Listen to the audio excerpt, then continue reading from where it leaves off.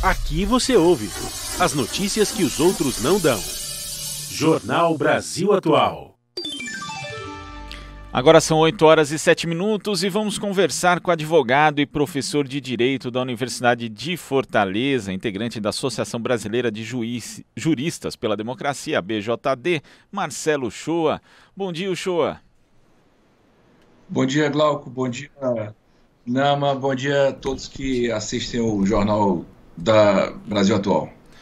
Uchoa, ontem a gente teve uma decisão do ministro Luiz Fux, do Supremo Tribunal Federal, agora suspendendo sem prazo definido a implantação do juiz das garantias. Antes a gente tinha uma decisão também em caráter liminar do ministro Dias Toffoli, adiando a implementação por 6 meses, mas agora esse prazo ficou indefinido. Como é que você viu essa decisão do ministro Fux, Uchoa? Essa decisão do ministro Fux, Glauco, que é dada, né, em torno de ações que questionavam a constitucionalidade da Lei 13.964 de 2019, que entra em vigor hoje, né, dia 23, porque ela foi do final do ano passado, mas com vigência 30 dias após, ela foi uma surpresa, assim, porque há poucos dias o presidente da Corte do Supremo Tribunal Federal, o Toffoli, já havia dado uma liminar suspendendo, na verdade, adiando para 6 meses o início da instalação do juiz de garantia. Quer dizer, a decisão do ministro Toffoli, como você mesmo disse aí, ao passar por cima de uma decisão do presidente do STF, ele desconsidera a autoridade do presidente do STF, que já estava, por sua vez, decidindo contra o Congresso Nacional. Então, assim, ao invés da decisão do ministro Fux ajudar a apaziguar o clima institucional, confunde, porque é mais uma interferência judicial descabida, sem qualquer tipo de justificativa, porque ele elencou, por exemplo, questões orçamentárias que devem ser discutidas, mas o próprio judiciário já havia dito que a criação de um juízo apenas para a investigação não causaria qualquer tipo de transtorno do ponto de vista orçamentário. É claro que, no princípio, você tem que adequar aquela situação nova aos processos que correrão, mas é uma questão de adaptação que não vai ser diferente, não seria diferente daqui a 6 meses, não seria diferente daqui a 7 meses, não será diferente de momento nenhum. Portanto, eu lamento demais que o ministro Fux tenha dado essa decisão. Agora, Glauco, também li ontem à noite no Twitter uma postagem do ministro da Justiça, Sérgio Moro, comemorando, né, a decisão do ministro Fux. Porque foi uma das pessoas que foi contra a inclusão do juiz de garantias. E aí me lembrei daquela passagem da investigação, das divulgações do The Intercept Brasil, em que o próprio Moro, enquanto juiz, dizia para o procurador Dallagnol: "In Fux we trust". Quer dizer, pelo jeito a coisa anda meio combinada aí. O interesse do ministro da Justiça com as decisões desse vice-presidente que passa por cima do presidente da Corte. Mas quem celebrou também foi o coordenador-chefe da Operação Lava Jato, o procurador Deltan Dallagnol, que disse o seguinte, Uchoa: "Ótima notícia, em vez de reformas que melhorem nosso sistema de justiça, que é disfuncional contra os poderosos, as mudanças vêm trazendo retrocesso ou criando insegurança jurídica no trabalho anticorrupção." Mas já o presidente... Olha, a frase "in flux e trust" foi dita pelo Moro para o Dallagnol. Pois é. Então, assim, os dois comemoraram. Revela aí justamente essa, digamos, relação bastante próxima, não, Uchoa? Uma amizade colorida que não deveria haver quando você trata de funções institucionais diferentes. Ministério Público, Judiciário e agora envolvendo também o Ministério da Justiça. Quer dizer, aquele que deveria resguardar a legalidade da lei, aquele que deveria tutelar e aquele que deveria só executar as coisas. Esquisito isso. Inclusive, o jornal Folha de São Paulo diz aqui que a decisão do Fux foi ensaiada no dia 20, quando o ministro reuniu com mais de 10 procuradores gerais e estaduais, também críticos do juiz das garantias. Ou seja, o Fux tem um lado, né? E, na verdade, essa decisão também não acaba atropelando todo o processo do Congresso Nacional, porque o próprio presidente da Câmara, Rodrigo Maia, também se referiu a essa decisão como algo que o deixou perplexo, né? Segundo as palavras do Rodrigo Maia, é uma decisão desnecessária e desrespeitosa com o parlamento. Você concorda com essa visão, Uchoa? Concordo totalmente. A matéria foi discutida no Congresso, te coloquei assim, foi uma decisão que não só atenta contra a autoridade do presidente do STF, quanto do próprio Congresso Nacional, que debateu uma legislação e acabou de aprovar.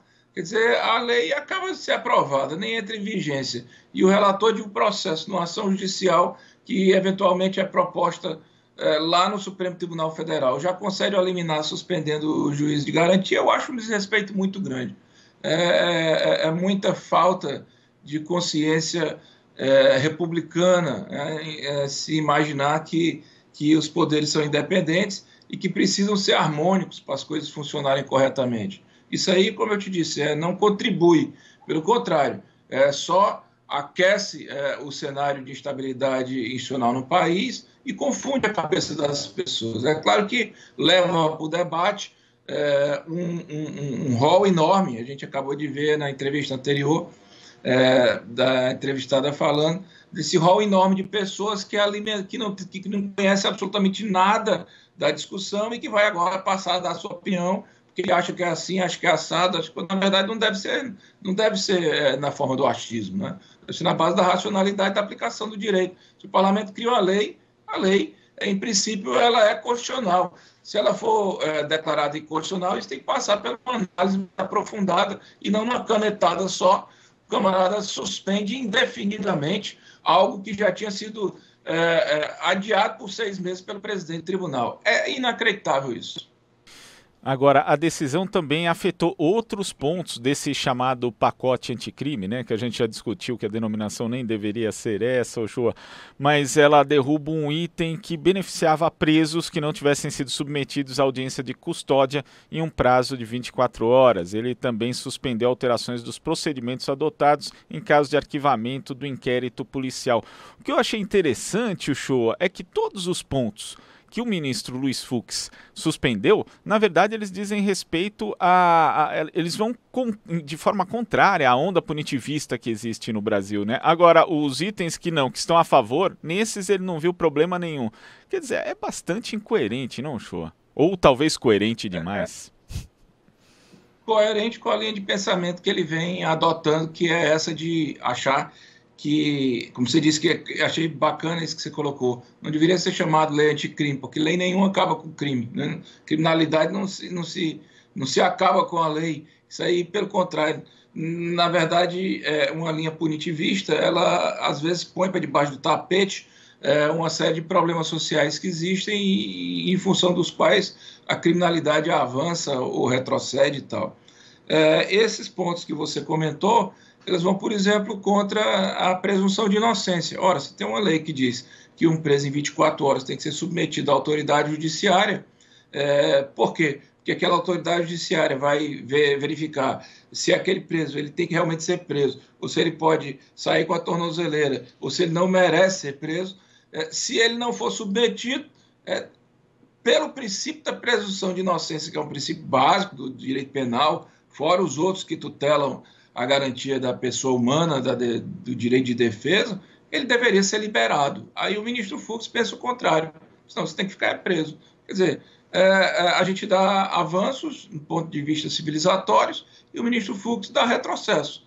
Quando ele acha que é algo importante, independentemente da razoabilidade constitucional, ele concede. Quando ele acha que é errado, mesmo havendo realidade, uma razoabilidade constitucional, aí ele não concede. É difícil assim, viu, Glauco? Agora, imaginar que o ministro Fux será presidente do STF a partir de setembro desse ano, setembro ou outubro, a passagem encerra a presidência do ministro Toffoli. Isso que eu ia É isso. perguntar na O Tribunal sequência, Federal no Brasil é isso, né? Isso que eu ia perguntar na sequência, inclusive, Uchoa, porque a gente já tem essa perspectiva, o ministro Dias Toffoli é alvo de muitas críticas, né? Mas me parece algo mais razoável do que uma presidência com Luiz Fux, que, como você falou, já tem essas relações bastante evidentes, né, com o lavajatismo, e ainda por cima mostrou aí que não respeita a decisão de um colega, né? Inclusive para outros membros do Supremo Tribunal Federal, ao que parece a decisão do Fux caiu muito mal. A gente pode esperar um Supremo com ainda mais problema, já que o presidente tem bastante poder, inclusive de pautar aquilo que vai ser julgado ou não? É lógico, porque do ponto de vista ético, o que o ministro Fux poderia ter feito era ter pelo menos discutido com o Toffoli, o ministro Toffoli, que já tinha dado essa decisão anteriormente. Essas coisas aconteciam no direito. Essas coisas devem acontecer. Porque, veja bem, como é que funciona um julgamento na Corte Suprema dos Estados Unidos, por exemplo. Ela não tem esse formato, digamos assim, vou colocar aqui para vocês, com o presidente aqui em cima, né? Aí você tem os ministros de lado e tal. Não, eles são todos em linha, porque ali não existe o mais importante. Ali a decisão é da corte. Você escuta as testemunhas, você escuta os depoimentos, depois a corte se retira, debate, né? E aí tem sim cada um colocando seu ponto de vista, as suas discordâncias, mas a decisão que é proferida depois é a decisão da corte. Porque mais do que um ou outro ministro, o que importa é a estabilidade constitucional que precisa ser posta a partir de então. Mas no STF, cada vez mais fica claro, na Suprema Corte do Brasil, cada vez mais fica exposta uma ruptura, uma fratura, o que não é bom para a democracia. Não quero dizer aqui que concordo sempre com o ministro Toffoli, não. Pelo contrário, discordo muito mais do que concordo. É a mesma coisa com o ministro Gilmar Mendes. Mas, nesses últimos meses, não há como deixar de perceber que há alguns ministros realmente incomodados com essa casa de mãe Joana, digamos assim, para o nosso ouvinte entender de forma compreensível, é o que se tornou o STF. É um monte de pessoas discutindo abertamente, expondo as suas indignações, as suas raivas, os seus ódios, seus rancores, os seus interesses pessoais, as suas visões políticas. Meu amigo, você não é você é um órgão do Estado, agindo pelo Estado em nome da sociedade brasileira. Isso é que precisa ser compreendido, que a função de ministro do STF é uma função de um caráter elevado ao extremo. Agora, é claro que o problema causado por isso é que há um embaraço muito grande na compreensão dessas funções em todos os poderes brasileiros. Na matéria anterior, a gente viu, por exemplo, uma crítica ao presidente da República, que acha que só deve falar com quem quer, que não deve qualquer tipo de responsabilidade com o que a imprensa pergunta, com a verdade, com uma série de coisas, pois também tem sido assim o Ministério Público no seu agir. Ontem mesmo a Associação Brasileira de Juristas para a Democracia representou contra o procurador que apresentou a denúncia contra o Glenn Lennon. Por quê? Porque abusou de autoridade, né? E acontece também no parlamento, quando as pessoas brincam de, ao invés de legislar, ficar batendo boca em torno de coisas que são fúteis, e tem sido, lamentavelmente, a história recente do Brasil permeada por esses eventos tristes. Eu queria, inclusive, né, Uchoa, já que você tocou no tema, que você comentasse a respeito dessa nota da BJD e também falasse a respeito desse caso, da denúncia feita pelo Ministério Público contra o jornalista Glenn Greenwald. Parece mais um caso que poderia, na sua avaliação, por exemplo, caber aí na lei de abuso de autoridade? Totalmente, né? Totalmente. Mas antes, eu queria só dizer para aquele que nos assiste, Glauco e Nama, e que nos ouve agora, que o Glenn, no caso do Snowden, lá nos Estados Unidos, o que o Snowden fazia? O Snowden ele era contratado pelo governo americano para ser o hacker oficial dos Estados Unidos nas informações em outros países. Então, ele hackeava a presidência da República do Brasil, lá na China. Existia um setor de hacker de ataque e de defesa nos Estados Unidos, e o Snowden era o chefe disso aí, desse ilícito, contratado pelos Estados Unidos, porque era um cara que sabia muito manejar essas estratégias. Só que o Snowden percebeu que aquilo ali tinha que parar, que os Estados Unidos não tinham o direito de invadir a soberania dos outros países dessa maneira, e resolveu expor aquilo a público. Foi o que ele fez. Ele procurou o Glenn Greenwald, com uma cinegrafista importante também, e expôs aquele conjunto de informações que ele tinha. E foi para a Rússia, onde está em asilo político. A perseguição que se dá do governo americano, claro que isso frustrou os interesses americanos, e o governo americano se coloca contra isso. O governo americano age contra o Snowden, né? Mas o que fez o Glenn? O Glenn, por haver levado a público aquelas notícias que de fato eram de interesses públicos, que não foram captadas por ele, foram captadas por outra pessoa, mas chegaram na mão dele enquanto jornalista, e ele tinha o dever de preservar a fonte. No caso lá nem aconteceu, porque o Snowden mesmo se apresentou. Ele ganhou, foi um prêmio Pulitzer, meu amigo, né? Ele ganhou o Oscar, né? Então, assim, aqui no Brasil, o que está acontecendo com o Glenn? Ao invés de ser aplaudido, reconhecido, premiado, ele está sendo perseguido pelo Ministério Público por exercer atividade jornalística. Olha, Glauco e Nama, isso é gravíssimo, porque a Constituição do Brasil assegura no artigo 5º, inciso 9, a liberdade de expressão, de manifestação, a liberdade artística. Quer dizer, nossa liberdade de imprensa está reforçada no artigo 5º, no artigo 220, e o jornalista ele tem o direito de, claro, uma vez constatando, e aí já é uma questão ética, a verossimilhança daquelas coisas, e o Snowden tem sido muito claro em relação a isso. Você vê que as coisas que são divulgadas, não é divulgado tudo que foi dito naquele áudio. Imagina a quantidade de fotos de brincadeira, de piadinhas, de mau gosto, de coisas pessoais que devem ter nessas centenas de diálogos. Ele tem mostrado aquilo que de fato interessa à sociedade brasileira, que foi os desmandos da Lava Jato, uma ligação espúria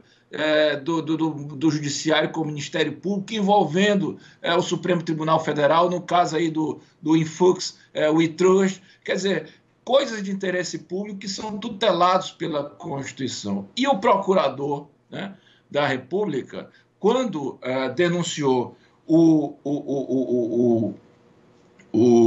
Glenn Greenwald, né, mesmo a Polícia Federal, que nas investigações que fez, tendo asseverado ali que não havia qualquer tipo de argumento que pudesse justificar ou presumir a participação do jornalista na captação daquele material, no estímulo à obtenção daquele material, ou uma contraprestação pecuniária pelo recebimento daquele material, porque aquilo a Polícia Federal expôs, né? Mesmo assim apresentou uma denúncia contra o Glenn. É claro, Glauco, que isso fere a Lei 13.869 de 2019, que é a lei de abuso de autoridade que pode ser aplicada contra membro do Ministério Público. Aquela lei, no artigo 30, ela diz claramente o seguinte, eu vou ler para você: dá início ou proceder à persecução penal, civil ou administrativa, sem justa causa fundamentada,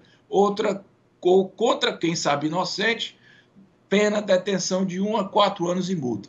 Foi em cima disso que a Associação Brasileira de Juristas pela Democracia apresentou uma representação contra este procurador à Procuradoria-Geral da República, para que investigue se esse ato desse procurador ele é lícito. Eu posso até antecipar, ele não é, né? Porque o ato do procurador é claramente persecutório. O procurador, Glauco, não é alguém desconhecido no cenário jurídico nacional. Ele acabou de ter uma denúncia rejeitada contra o presidente do Conselho Federal da OAB.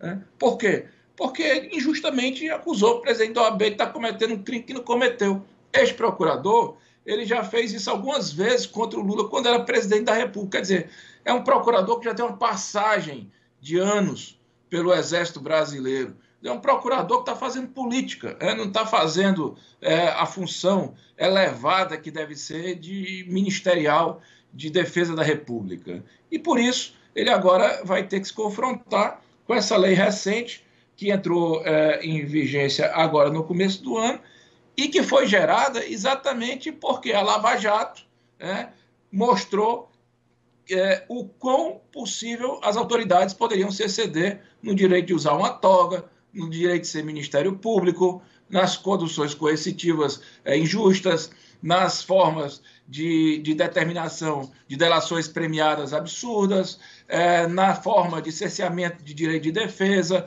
na perseguição, na impossibilitação do trabalho do advogado. Então, esse procurador agora vai se dar conta de que existe uma lei no Brasil que quer colocar os pingos nos is.